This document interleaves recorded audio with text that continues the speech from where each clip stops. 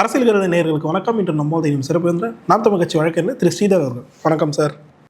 வணக்கம் சார். சமீபத்தில் நாம் தமிழ் கட்சியை வட்டமதிச்ச ஒரு விஷயம் வந்து நிர்வாகிகள் வெளியேறாங்க அப்படின்ற கூடிய செய்தி தான் சுற்றி பார்க்க முடிஞ்சுது. அனைத்து ஊடகங்களும் அதை ஊதி பெருசாகிட்டே வந்தாங்க. ஆனால் இப்போது நேற்றைய தினம் ஒரு அறிவிப்பு வெளியாகிருந்து இந்த மாதிரி நாம் தமிழ் கட்சியில் 1000 நிர்வாகிகள் இணைய போகிறாங்க சீமானவன் தலைமையில் அப்படின்னு சொல்லிட்டு. என்ன மாதிரியான ஒரு முன்னெடுப்பாக இதை நம்ம பார்க்கலாம்? இது வந்து தெரியப்படுத்துகிற முன்னெடுப்பாக தான் நான் பார்க்குறேன். ஏன் நான் பார்க்குறேன் அப்படின்னா, இதற்கு முன்னாடி ஏதோ இணையாத மாதிரியும் இப்போ தான் இணையிற மாதிரிலாம் இல்லை. ஒவ்வொரு இந்த தேர்தல் முடிஞ்ச பிறகு கூட எங்கள் பகுதியில் கூட ஒரு பகுதியிலையும் 50 பேரும் 100 பேரும் வாரம் இணைஞ்சிட்டு தான் இருக்கிறாங்க. அப்போ ஒரு கட்சிக்குள்ளே புதிய நபர்கள் வருவதும் பழைய ஆட்கள் வெளியேறுவதும் இயல்பானது தான். அந்த வகையில் இந்த நிகழ்ச்சி இன்னைக்கு நாங்கள் எதுக்காக ஏற்பாடு பண்ணியிருக்கோம்னா, இது தெரியட்டும். இதுக்கு முன்னாடி அப்படி ஒரு நிலைப்பாடு எடுக்கல. ஏன்னா எதிர்கட்சியில் இப்போ திமுகவில் வந்து சேர்ந்தாங்கன்னா, இப்போ திமுகவே அதிமுகவே என்ன இருக்குன்னா, மாற்று கட்சியிலேருந்து வந்து இணையும் போது அதிமுகவிலேருந்து இத்தனை பேர் வந்து இணைஞ்சாங்க, திமுகவிலேருந்து இத்தனை பேர் வந்து இணைஞ்சாங்கன்னு ஒரு கட்சி மாறி மாறி சொல்லிக்குது. அப்படி சொல்லதில் அந்த கட்சி பலப்படுவது போல ஒரு காட்சியும், அந்த இன்னொரு கட்சி வந்து பலவீனப்பட்டது போல ஒரு காட்சியும் உண்டு பண்ண ஒரு அரசியல் கட்சி முனைகிறது. அப்படிதான் அதுக்காக தான் அந்த நிகழ்வுகளை எடுக்கப்படுது. ஆனால் நாம் தமிழர் கட்சி அப்படி எந்த விதமான முடிவும் எப்பயுமே எடுத்ததில்லை. ஆயிரக்கணக்கு ஒரு தடவை 9,000 பேர் என்னமோ சேர்ந்தாங்க போன வருஷத்தோட 25 ஒரே நாள் வந்து ஒரு கேம்பெயின் மாதிரி நடத்தணும், ரேலி மாதிரி நடத்தணும், தொடர்ச்சியா நடத்தணும். 9,000 10,000 பேர் சேர்ந்தாங்க. அப்ப கூட அது ஒரு விழாவா அது எடுக்கப்படலை. அப்ப இது ஒரு கவுண்டர் நரேட்டிவ்னு கூட நீங்க வச்சுக்கலாம். இப்ப நம்ம சும்மாவே வெளியில ஒருத்தர் போனா கூட வெளியே போயிட்டாரு அப்படின்னு பேச்சுக்கள் பேசப்படுதுல்ல. அந்த பேச்சுக்கள் எல்லாமே வந்து இல்ல இப்படி பாருங்க சேர்ந்துட்டு இருக்காங்கன்னு காட்ட வேண்டிய ஒரு அந்த ஒரு சூழலும் இருக்கு. இன்னொன்று அதை தான் மக்களுக்கு தெரியப்படுத்த வேண்டிய தேவையா இருக்குல்ல. அப்போ அதோட நகர்வாகவும் சேர்த்து தான் நான் இதை பார்க்குறேன். இன்னொன்று, நாம் தமிழர் கட்சியிலேருந்து போனவங்களுக்கும் மற்ற கட்சியிலேருந்து போனவங்களுக்கும் நிறைய வித்தியாசம் இருக்குது. மற்ற கட்சியிலேருந்து போனவங்க ஒரு பதவி, ஒரு பொறுப்பு, எம்எல்ஏவாக போனவங்க, எம்எல்ஏவா இருந்து ரிசைன் பண்ணிட்டு திருப்பி ஒரு வாய்ப்பு கிடைக்கும்னு போனவங்க, மந்திரி ஆகணும்னு போனவங்க, இல்லை வந்து கட்டிங்ஸ் போடலாம், நம்ம ஊரில் நம்ம வந்து பார் நடத்துறதுக்கு நமக்கு வாய்ப்பு கிடைக்கும், நம்ம ஊரில் வந்து நம்ம குவாரி ஆடுறதுக்கு நம்ம போனோம்னா தாவேக்கா வந்து ஒரு ஒரு சப்போர்ட் அந்த கட்சியில் இருந்தோம்னா ஒரு சப்போர்ட்டாக இருக்கும் அப்படின்னு நோக்கத்தோடு போகணும். இப்போ நான் சாலையில் போகும்போதே நிறைய வண்டிகளில் வந்து திமுகவோட கொடிக்கம்பம் இருக்கும். என்னெல்லாம் எந்த கட்சி வருதோ அந்த கட்சி கொடிக்கம்பம் இருக்கும். பொதுவாக திமுக அதிமுக இருக்கும். இப்போ இந்த ரெண்டு கட்சியும் காணல, தாவேக்கா தான் கொடிக்கம்பங்களோட சுற்றுது. அப்போ என்ன, நடுவில் இந்த கட்சியின் பேரை வச்சு சம்பாதிக்கிறவங்க இருக்காங்கல்ல, அது அரசியல்வாதிகளாக இருக்கலாம். அரசியல்வாதிகள்னா நான் அரசியல் மக்கள் போராட்டத்துக்காக வர்றவங்கள நான் குறிப்பிடலை. சந்தர்ப்பத்துக்காக பணம் சம்பாதிக்கிறதுக்காக அந்த அரசியல் பண்றாங்களா, அப்படிப்பட்டவங்கள தான் நான் அவங்கள மனசில் வச்சு தான் சொல்றேன். அவங்களா இருக்கலாம். தொழிலதிபர்களுக்கு தொழில் நடத்துவதற்கு தேவை இருக்குது. ஒரு மணல் வியாபாரம் பண்றாங்க, ஒரு ஜல்லி வியாபாரம் பண்றாங்க, ஒரு கன்ஸ்ட்ரக்ஷன் பிசினஸ் பண்றாங்க, ஒரு ரியல் எஸ்டேட் பண்றாங்கன்னா அவர்களுக்கு ஒரு அரசியல் பாதுகாப்பு தேவைப்படுது. ஒரு இடத்துல போய் ஒரு மத்தியஸ்தம் பேசுறாங்க, ஒரு லேண்ட் டிஸ்பியூட் பேசுறாங்கன்னா அவர்களுக்கு வந்து ஒரு அரசியல் நிறம் தேவைப்படுது. அந்த அரசியல் நிறம் தேவைப்படுறதுக்காக ஏதாவது ஒரு கட்சியில போய் அவங்க ஒட்டிக்கணும். ஜென்ரலாக பொதுவாகவே ஒட்டிக்கணும். அது அதிமுக திமுக அந்த வரைக்கும் மாற்றி இருப்பாங்க. அவங்க பங்காளிகளாக இருந்தாங்க, உள்ள வாங்கிட்டு செய்வாங்க. தாவேக்காவை பொறுத்த வரைக்கும் இப்போ அப்படிலாம் இல்லை. காசு கொடுத்தா வேலை நடக்குதுன்னு எல்லாருக்கும் தெரியும். கட்சி அளவில் பொறுத்த வரைக்கும் நீங்கள் வந்து ஒரு மாவட்ட செயலாளர் வாங்கினாலும் சரி, இல்லை ஒரு சாதாரண ஒரு ஒன்றிய செயலாளர், கிளை அமைப்பு எது வாங்கினாலும் காசு தான். அது புசி வாங்குறாரு, இல்லை ஆதோ வாங்குறாரு, யாரோ வாங்குறாருன்னு சொல்லப்படுது. எப்படி சொன்னாலுமே ஆனால் காசு கொடுத்தா அங்கே வேலை நடக்குதுன்னு அவங்களுக்கு தெரியுது. அப்போ அதுக்கு வந்து அந்த கட்சிக்காரனாக இருந்தால் அது எளிதாக இருக்கும்னு அவங்க நினைக்கிறாங்க. அதற்காக நிறைய பேர் வந்து இந்த கொடிகளை போட்டுக்கிட்டு போகிறதையும் அந்த கட்சி மாறுறதையும் நான் பார்க்குறேன். இது வரைக்கும் தன்னை திமுக அடையாளப்படுத்திக்கிட்ட பல பேர் எங்கள் பகுதியில் வந்து அதிமுக நகர செயலாளர் போயிட்டாரு, தாவேக்காவுக்கு போயிருக்காரு. அவர் என்ன கருதுறாரு, இந்த 5 வருஷம் பிழைக்கலாம், இந்த 5 வருஷம் பிழைக்கலாம் அப்படின்னு நினைக்கிறேன். இன்னொன்று, பிழைப்புவாதத்துக்காக பேசுறாங்க. அதை செஞ்சுதான் தீருவாங்க. அதை நம்ம பெருசா கருத்துல கொள்ளலை. அப்ப தன்னை வந்து ஒரு பூதாகரமா காட்டிக்க தாவேக்கா முயற்சி பண்ணுது. எல்லாம் விரும்பி போய் சேர்றது போல காட்டிக்க முயற்சி பண்ணுது. அதோட நடவடிக்கைகளா சில வேலைகளை தாவேக்கா செய்து பார்க்கிறோம். அப்போ நாம ஜென்யூன் முறையா இதற்கு பிறகு வந்து கட்சிக்குள்ள நிறைய பேர் வர்றவங்க வந்து விருப்பப்பட்டு வராங்க. அந்த ஆயிரக்கணக்கான பேர் வராங்க. தொடர்ச்சியா இது போல் நிகழ்ச்சி நடத்துற அளவுக்கு எல்லா பகுதியிலையும் சேருவாங்க, எல்லா மாவட்டங்களையும். நான் திருவள்ளூர் மாவட்டத்தில் சாதாரணமா 1000 பேர் சேருவாங்க. பெரிய இதுல இப்ப தாவேக்காலேருந்து ஐயோ தவறான கட்சியை நம்ம ஆதரிச்சிட்டோமே அப்படின்னு வெளியே வர்றவங்களையும் நாங்க பார்க்கிறோம். அதுல இன்னொரு குரூப் வெளியில இருக்கு. அவங்க போன நினைச்ச பதவி கிடைக்கல வெளியில வர ஒரு குரூப் இருக்கு. அப்ப இத பார்க்கும்போது நாம் தமிழர் கட்சியில என்றைக்கு வந்து இணையறவங்களும், விருப்பத்தோடு வந்து இணையறவங்க, கொள்கையோடு வந்து இணையறவங்க, வெளிய போனவங்க சந்தர்ப்பவாதத்துக்காக போனவங்கன்னு நான் சொல்ல மாட்டேன். மன வருத்தத்தால போனவங்க, முரண்னால போனவங்க. என்னால இந்த கருத்த செலுத்த முடியல. இந்த கருத்த வந்து என்னால வலிமையா சொல்ல முடியல. சொன்னா எனக்கு போதிய இடம் கிடைக்கல. நான் விமர்சனத்துக்கு உள்ளாகுறேன். வருத்தத்தோட போயிருப்பாங்களே தவிர, இங்கேருந்து போனா அங்க போய் பொழைக்கலான்னு போனாங்கன்னு நான் யாரையும் சொல்ல மாட்டேன். இருக்கலாம். விதிவிலக்கா யாரோ ஒருத்தன் பேர் என் மனசுக்குள்ள இருக்க அந்த பேர்கள நான் சொல்லி நான் அத விருப்பப்படல. வெளிய போனா பொழைக்கலாம். அங்க போனா ஒரு வேலைக்கு அப்படி கிடைச்சவங்க முன்னவே போனவங்க, சமீபத்தில அவங்களுக்கு அந்த பொறுப்புகள் கிடைச்சத நான் பார்த்திருக்கிறேன். அப்ப அப்படி நோக்கத்தோட போறவங்க ரொம்ப, ரொம்ப, ரொம்ப குறைவு. ஆனா அதிமுகலேருந்தோ, திமுகலேருந்தோ தாவேக்காக்கு போறவங்க, முழுக்க, முழுக்க சந்தர்ப்பவாதத்துக்கு போறவங்க தான். ஆனா நாம் தமிழர் கட்சிக்கு போனவங்க, ஒரு ஒரு சங்கடத்துல வெளிய போறாங்க. போனோனே அவங்க அரசியல் பண்ணிட்டாங்க இவ்வளவு நாளு. அவங்களுக்கு என்ன அரசியல் நிலைப்பாடு? ஏதாவது ஒரு நிலைப்பாடு இல்ல. அரசியல் பேசறதுக்காவது ஒரு இடம் வேணும். அந்த ஸ்பேஸ அவங்க திமுகவோடையும், அதிமுகவோடையும் பகிர்ந்துக்க முடியாது. ஏன்னா, தீவிரமா அத எதிர்த்து பேசியாச்சு. அப்ப இந்த திமுக, அதிமுகவும் போ முடியாது. பேசியிருக்காங்க. ஒரு பொலிட்டிக்கல் ஸ்பேஸ ஆக்குபை பண்ணணும்னு நெனைக்கிறவங்க, அப்ப தாவேக்காக்கு அது போக வேண்டிய நிலைமை வந்துடுது. ஆனா போனவங்க யாரும் இவ்வளோ பெரிய நோக்கத்துக்காக போனாங்கன்னு நெனைக்கல. இன்னொன்னு எனக்கு இருக்கு. அவங்க எங்க இருந்தாலும் நாம் தமிழர ஆதரிப்பாங்க. போனா கூட ஆதரிப்பாங்க. அவங்களால ஏன்னா கோட்பாட்டு நிலைப்பாடோட போனவங்க, அவங்க எது சொன்னாலும்லாம் வந்து சொம்பெல்லாம் அடிக்க மாட்டாங்க. நான் எழுதி தரேன். நீங்க பாருங்க கண்ண மூடிக்கிட்டு என் தலைவன் விஜய்ன்லாம் சொல்ல மாட்டாங்க. அதுக்குள்ள இருக்கிற நியாயம், அதுக்குள்ள இருக்கிற சரி, தவறுகள், அவங்க பண்ற ஆட்சியில ஒரு நன்மை இருந்தா அது அது அது தொட்டு தான் பேசுவாங்களே தவிர, யாரும் இந்த மாரிலாம் தீவிரமா விழுந்து கால்ல விழுந்து கும்புறது, பச்சை குத்திக்கிறது, மண் சோறு சாப்பிடுறது, போஸ்டருக்கு முத்தம் குடுக்குறது, அந்த சேர்ல உட்காந்து பட்டக்ஸ வச்சு தேய்க்கிறது, அவர் சாப்பிட்ட டீ கப்ப வந்து வீட்டுக்கு திருடின்னு போறது, அந்த வேலைலாம் செய்ய மாட்டாங்க. நீங்க என்ன நான் எழுதி தரேன் பாருங்க. இது கோட்பாடு நிலைப்பாடோட இருக்கிற புள்ளைங்க. ஆனா நாம் தமிழ்லேருந்து போறவங்களுக்கு சில சில சங்கடங்கள் படுது. அது அவர்களுக்கும் கையாள தெரியல. அது கடந்து போக தெரியல. சில சமயம் யார் யாரோ பேச்சுல அது சில சமயம் சிக்கலும் உண்டாயிடுது. நம்ம அதையும் பார்க்கிறோம். அவன் அந்த அந்த அடிப்படை வித்தியாசங்கள் இருக்கு. அப்ப இது வந்து ஒரு நல்ல முன்னெடுப்பா நான் பார்க்கிறேன். இப்படி எல்லாரும் அததான் பண்றாங்க. இன்றைக்கு வந்து இப்படி சொல்ல வேண்டியது தேவையா இருக்கு. நல்ல மீன்கள்னா நல்ல மீன்கள் விற்கப்படும் எழுதி வைக்க வேண்டியது தேவையா இருக்குன்னு தான் நான் பார்க்கிறேன். ஏன்னா, உலகமே ஊடக உலகமா தான் இருக்கு. யாரும் ஒருத்தர் நேரடியா பார்த்து பேசுறது இல்ல. WhatsApp, Twitter, Instagram இப்படிதான் பேசுறாங்க. அப்படி பேசும்போது, அப்படி ஒரு ஊடக உலகமா இது இருக்கிற நேரத்தில, நேரா மனிதர்கள தொடர்பு கொள்றத விட, ஊடகத்தில நம்ம தொடர்பு கொள்றது தான் வசதியா இருக்கிற நேரத்தில, அப்ப இது ஒரு விழாவா? இது ஒரு இப்ப விழாவா மாத்தணும். இது ஒரு ஊடகத்தில எப்படி போடுவீங்க நீங்க?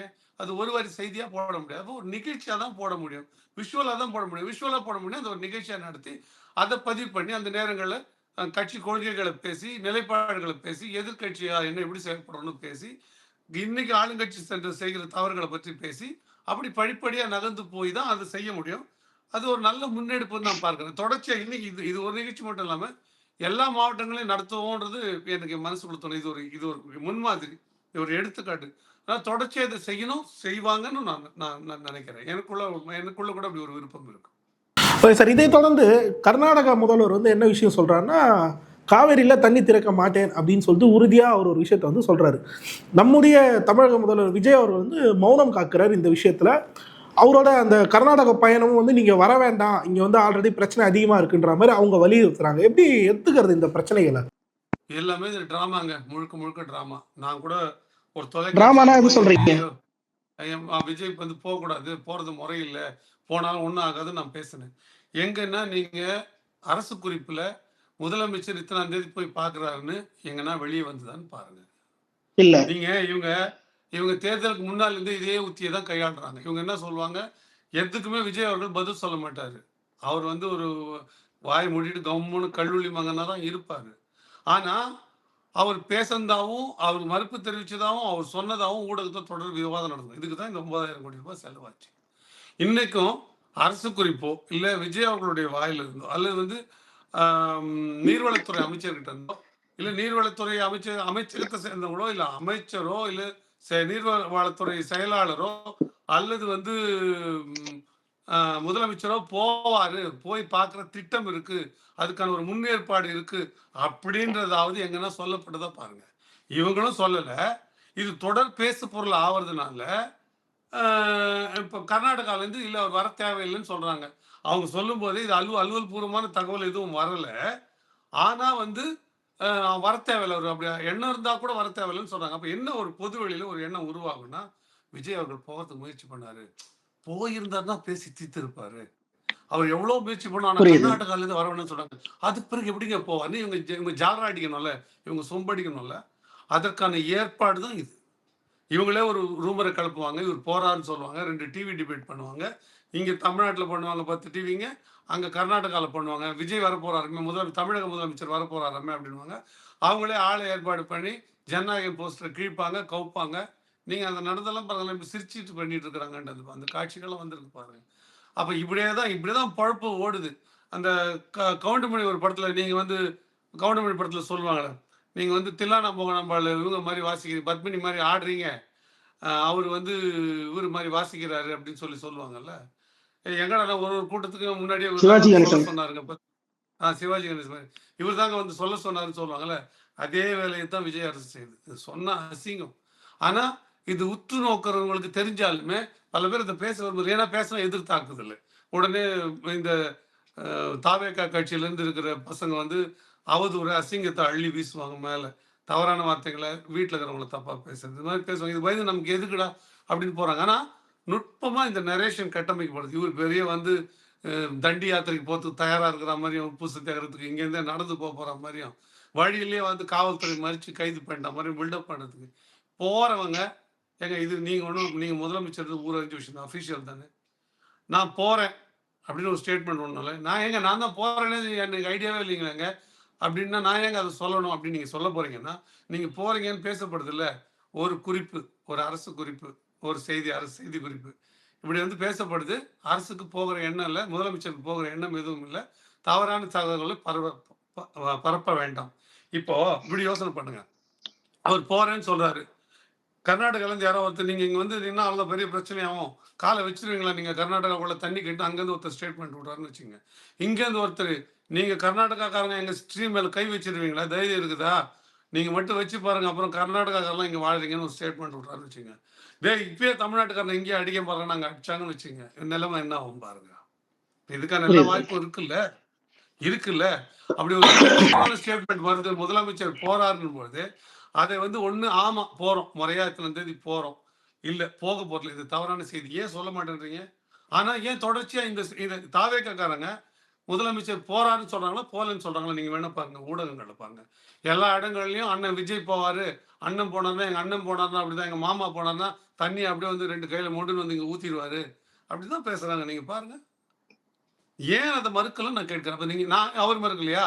புசியானந்த் மறுங்க, ஆதவர்ஜுன் மறுங்க, நிர்மல்குமார் மறுங்க, யார் வேணா மறுக்கலாம்ல. நீங்களாம் மினிஸ்டர்ஸ் தானே. புஷ்பா புருஷன் தெரிஞ்சவன் சீமான் தெரியாதுன்னு ஒரு எம்எல்ஏ சொன்னாரு, அவர் சொல்ல மறுக்க வேண்டியது தானே. யார் எம்எல்ஏவா எம்பியும் கிடையாது, அவர் எம்எல்ஏ தானே. புடுங்கா சோறேன் அவர் சொல்ல வேண்டியது தானே.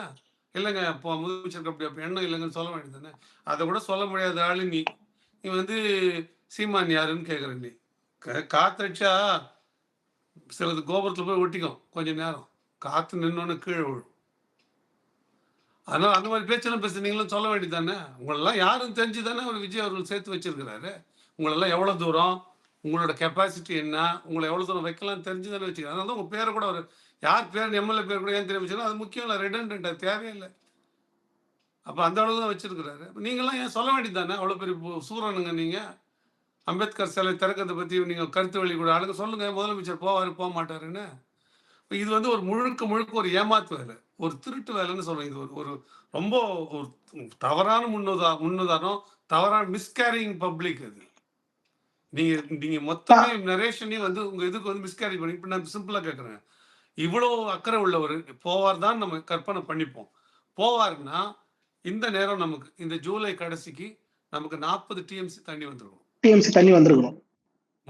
இந்த ஜூலைக்கு 40 டிஎம்சி வந்திருக்கணும். ஆனா இது வரைக்கும் வந்திருக்கிறது எவ்வளவு தெரியுங்களா? 4 டிஎம்சி விட குறைவு. 10% வர வேண்டிய இன்னைக்கு தேதிக்கு வர வேண்டியதுல 10ல ஒரு மடங்கு கூட வரல. ஒரு மடங்கு வந்தது இல்ல, ஒரு மடங்கு கூட வரல. அதை விட லெஸ் தென் 4 டிஎம்சி, 3 வந்திருக்கு. 3 டிஎம்சி வந்திருக்குது. இந்த 3 டிஎம்சி தண்ணி நீங்க வரும்போதுன்னா முதல் மாசமே மே வந்துட்டீங்கல்ல, நீங்க பொறுப்பெடுத்துட்டீங்கல்ல, ஏன் நீங்க ஜூன் மாசம் அறிக்கை வெளியிடல? ஏன் நீங்க அப்ப நீர்வளத்துறை அமைச்சரை அமைச்சு பேசல? ஏங்க எங்களுக்கு தண்ணி கொடுங்க, ஏன் காவிரி ஒழுங்காற்று குழு நீங்க உத்தரவு போட சொல்லி கேட்கல? ஜூன்ல ஏன் கேட்கல? ஜூலை முதல் வாரத்துல 2வது வாரத்துல ஏன் கேட்கல? அப்பயே உங்களுக்கு தண்ணி வரல, கொடுக்கப்பட வேண்டிய தண்ணி அப்ப கொடுக்கல. நீங்க அப்பயே ஏன் வந்து அக்கறையா கேட்கல? அவங்க சொல்றாங்க இங்கே தண்ணீர் பிரச்சனை இருக்குது, தண்ணீர் எங்களுக்கே இல்லைன்னு. ஏன் தண்ணீர் குடி தண்ணீர் எங்களுக்கு குடி தண்ணீர் எப்படி வரும்? காவிரியில் தண்ணீர் ஓடலன்னா போர் போட்டு எடுக்கிறவங்களுக்கு ஆழ்துளை குழாய் கிணறு போட்டு எடுக்கிறவங்க தண்ணீர் எப்படி இங்கே மட்டும் எப்படி தண்ணீர்? இங்கே தண்ணீர் இருக்கா? போதுமான தண்ணீர் இருக்கா? எல்லா மாவட்டங்களுக்கும் இருக்கா?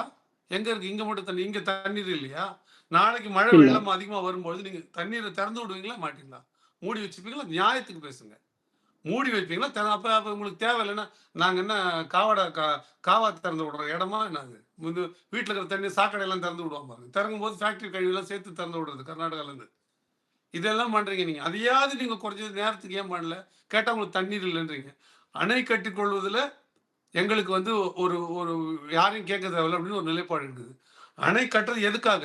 நீங்கள் சும்மானா வேற ஒரு அங்கே இன்னொரு தாஜ்மஹால் கூட கட்டிங்க கர்நாடகாவில். எங்களுக்கு என்ன பிரச்சனை? நீங்க கட்டடம் கட்டுறதை பத்தி பிரச்சனை இல்லை. நீங்க கட்டடம் கட்டுறதோட நோக்கம் என்ன? நீங்க ஒரு அமைப்பை ஏற்படுத்துறீங்க. உங்க வீட்டுக்குள்ள நான் எங்க வீட்டுக்குள்ள எங்க எங்க மாநிலத்துக்குள்ள நாங்க ஒரு கட்டடம் எழுப்புறோம். அதுக்கே பக்கத்து மாநிலத்தை கேட்கணும் அப்படின்னு சொல்றாங்க. அது வந்து அந்த கட்டிடம் உங்க மாநிலத்துக்குள்ள உங்க வீட்டுக்குள்ள இருக்கிற ஒரு அமைப்பு மாதிரி கிடையாது. அது எங்க வீட்டுக்கு வர தண்ணியை தடுக்குது. ஒருவேளை மொத்தமே நீங்களே வச்சுக்க முடியும், அனுப்பவே மாட்டீங்கன்னா நாங்க அதை முடிவு பண்ணிக்கிறோம். நீங்க அனுப்பவே மாட்டீங்க. என்னைக்குமே அனுப்பாதீங்க. தண்ணி ஓவர் ஃப்ளோனாலும் வெள்ளத்துல நீங்க மூழ்கணும். அவ்வளவு மானஸ்தங்க. உங்களுக்கு தேவை இல்லைன்னா ட்ரைன் பண்றதுக்கு அப்ப எப்படி பண்ணுங்க? அப்ப எங்க நிலத்தின் வழியா போகுது, அதுக்கு உரிமை இல்லை. உங்களுக்கு தண்ணியில போக்கு உரிமை இருக்குது இல்ல? உங்களுக்கு அந்த போக்கு உரிமை, நிலத்து தண்ணீரை போக்குறதுக்கான உரிமை இருக்குன்னா அந்த தண்ணீர்ல எங்களுக்கு விவசாயம் பண்ற உரிமை இருக்கு. உலகம் முழுவதும் அதுதான் நீதி. லோவர் ரிப்பேர் என்னவாங்க, கீழ்மடை பகுதி கடைமடை பகுதியில் இருக்கிறவங்களுக்கு தான் முழு உரிமை. அது தாண்டி தான் மேல்மடை பகுதியில் இருக்கிறவங்களுக்கு. இது இன்டர்நேஷனல் லா. இது நாடுகளுக்கு இடையில இருக்கிறது. இதுதான் பொது விதி, ஜெனரல் லா. இது எப்படி ஒருத்தர் வந்து தண்டிக்கிறதுக்கு முன்னாடி அவருக்கு நேச்சுரல் ஜஸ்டிஸ் வாங்க. எத்தனையோ குற்றங்களோட இது மாறினாலுமே அடிப்படை சட்ட விதிகள்ல நேச்சுரல் ஜஸ்டிஸ்லாம் மாறாது. ஒருத்தர் குற்றம் சொல்றதுக்கு முன்னாடி, ஒருத்தர் தண்டனை கொடுக்க முன்னாடி அவர் கேட்கணும். அது உலகம் பூரா அதுதான் நீதி. கேட்காம ஒரு தண்டனை, அது எப்படி நீதியோ இதே போல உலகம் பூரா இருக்கிற நீதி கடைமடை பகுதிக்கு முக்கியத்துவம், மேல்மடை பகுதிக்கு ரெண்டாவது தான். ஏன்னா அது ஆட்டோமேட்டிக்காவே வரும். அது தொட்டு தான் கீழே இறங்கும் தண்ணீர். அதனால அதுக்கு தண்ணீர் தேவை, அதுக்கு கேட்கணும்னு சொல்ல வேண்டிய நீதி இல்லை.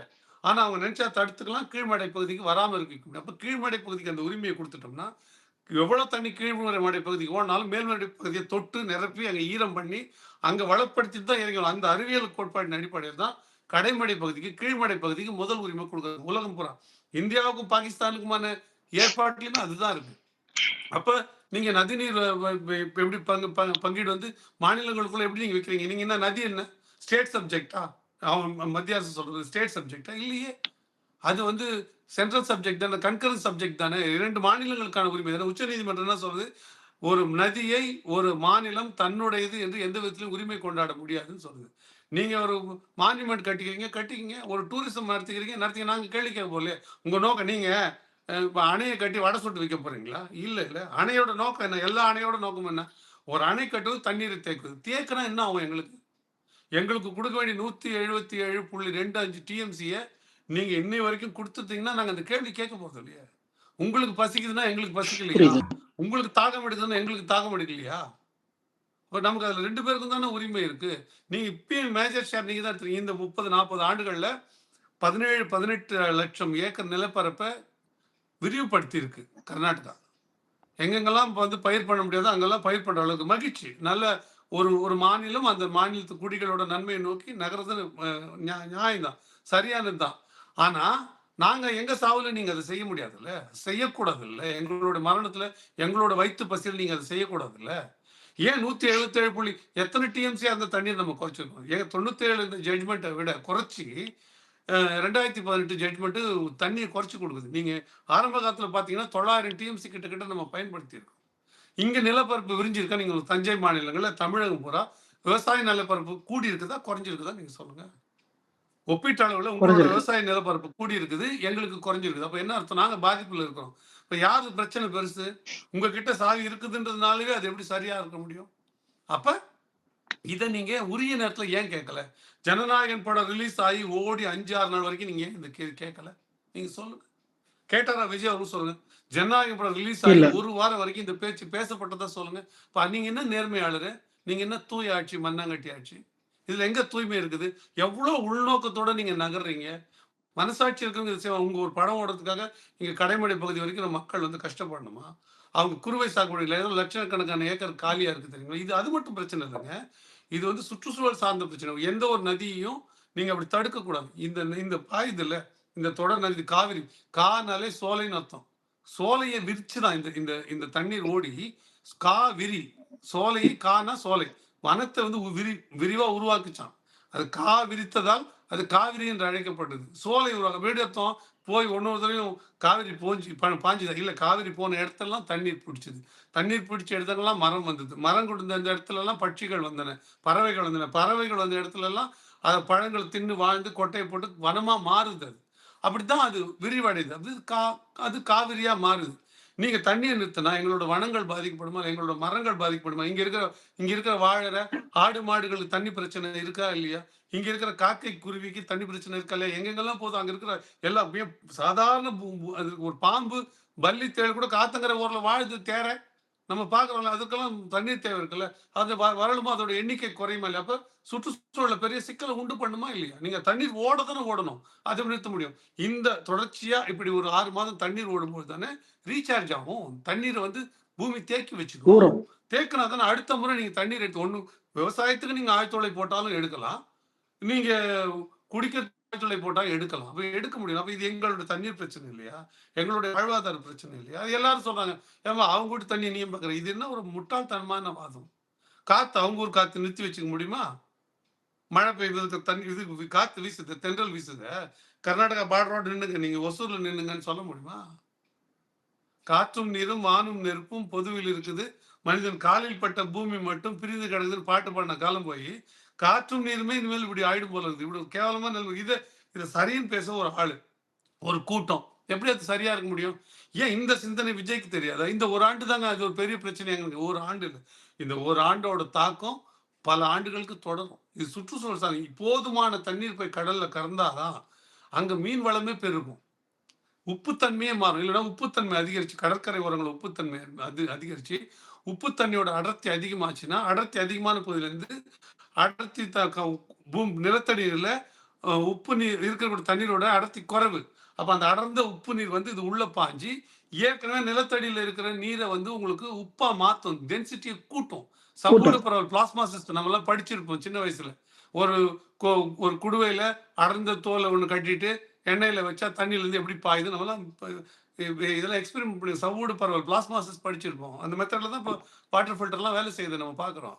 அப்ப இது ஒரு கடற்கரை ஓரத்தில் தண்ணீர் போய் பாயலைன்னா, அந்த கடற்கரை ஓரத்தில் இருக்கிற தண்ணி, கடல்ல இருக்கிற தண்ணி ஊடுருவி நல்ல தண்ணிக்குள்ள பாஞ்சிரும். அப்ப நல்ல தண்ணி உப்பு தண்ணியா மாறும். அப்ப குடிநீர் பிரச்சனை இல்லையா? சாதாரணமா சொல்றீங்க இத. உங்களுக்கு தண்ணீர் வேணும்னா நீங்களும் ஒரு ஏற்பாடு பண்ணுங்க. இது இல்லாம மாற்று ஏற்பாடு பண்ணணுன்றதுக்காக நம்ம சொல்றோம். எல்லா தண்ணியும் எப்படி வந்து தண்ணீர் வீணா கிடக்கு 1000 டிஎம்சிக்கு மேல தண்ணீர் வீணா போகுது. அத போகாம அத பயன்படுத்தி எப்படி பின்னாடி கொஞ்சம் காலதாமதமா கடலுக்குள்ள அனுப்புன்ற திட்டத்தை தீட்டணும்னு நாம் தமிழர் கட்சி சொல்லுது.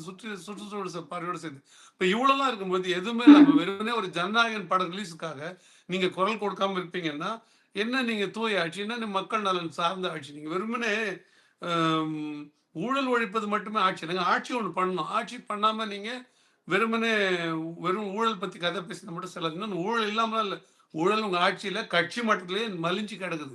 இன்னும் ஒரு 3 மாசம் பாருங்க எப்படி வந்து இது நார போகுதுன்னு பாருங்க நீங்க. அப்ப இது சரியானது கிடையாது. இது ஒரு நடிப்பு, ஒரு நாடகம். திட்டமிட்டு ஏற்படுத்தப்படுகிற நாடக காட்சிகள் தான். விஜய் அவர்கள் போவார்னு ஒரு குரூப் சொல்றதும், விஜய் அவர்கள் வர வேணாம்னு சொல்லி கர்நாடகாவில் வசதி இதுமே திட்டமிட்டு இந்த சதிக்கு உடந்தையா இருக்கிறதுக்கு காங்கிரஸ் அங்க தயாரா இருக்கு. விஜய் பேரை காப்பாத்தி விடுறதுக்காக இங்க இருக்கிற காங்கிரஸ்ல இருந்து அங்க இருக்கிற காங்கிரஸுக்கு எப்பயுமே காங்கிரஸ் வேலை கழுத்து இருக்கிற வேலை தானே. அந்த வேலையை இந்த காங்கிரஸ் செய்யுது. தமிழ்நாட்டில் இருக்கிற காங்கிரஸ் அப்படி ஒரு அறிக்கையை அங்கே விடுங்க. விட்டீங்கன்னா அவர் வர வேண்டிய தேவையில்லைன்ற மாதிரி ஆகும். அவர் எங்க வரன்னாரு? பருத்தி மூட்டை குடோன்லேயே தானே இருக்குது. அது நகரவே இல்லையே வெளியில. சும்மா கூட சுத்தியும் கூட வரலையே. அப்ப இந்த செய்திகள் மூலமா அரசியல் பண்ணுது. எப்படி திமுக பண்ணுச்சோ அதே அரசியலை தான் தாவேகா பண்ணுது. இது வந்து அருவருக்கத்தக்கது, அவமானப்படத்தக்கது. எந்தவித மக்கள் நலன் சார்ந்த எண்ணமும் விஜய் அவர்களுக்கு இல்லை. எப்படி வந்து ஸ்டாலின் அவர்கள் எங்கெங்கெல்லாம் போனால் சைக்கிள் ஓட்டி பஸ்ல போய் ட்ரெயின்ல போய் வீடியோ எடுத்து போடுவாரோ அதே வேலையை நீங்க ஆய்வுன்ற பேர்ல பண்றாரு. நீங்க பாருங்க. எனக்கு தெரிஞ்சு தாவேகா பண்ற உருப்படியான வேலை திமுக ஆட்கள் மேல வழக்கு போடும். அதுவும் ஒரு 50% உருப்படி தான். நீங்க 100% உருப்படியா பண்ணணும்னா இதே போல குற்றம் செய்த அதிமுகவின் மேலையும் போடணும். அப்படி போடலன்னும் பொழுது நீங்க எவ்வளவு வந்து ஒருதலை பட்சமான நாட்கள் சந்தர்ப்பவாதமா நீங்க தூய்மை அரசியல் பேசுறீங்க. உங்க தூய்மையை சந்தர்ப்பவாத தூய்மைன்னு நான் புரிஞ்சுக்கிறேன். அதனால இது வந்து மிகவும் அருவருக்கத்தக்கது. ஓகே சார், பல்வேறு கேள்விக்கு தெளிவாக சார். நேரத்துக்கு நன்றி.